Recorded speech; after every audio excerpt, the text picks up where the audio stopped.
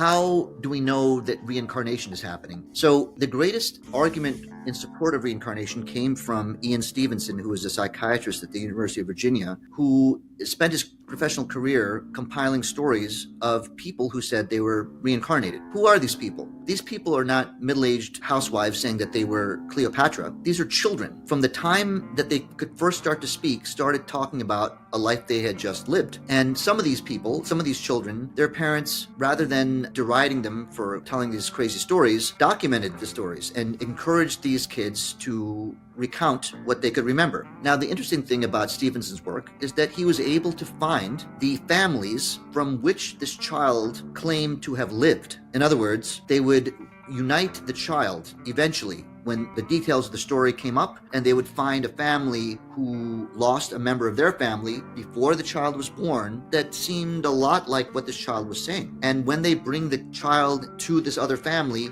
the child is able to name everybody in the family. They're also able to recognize the imposters that Stevenson and his colleagues placed to test the specificity of the child's recall. Thousands of cases like this.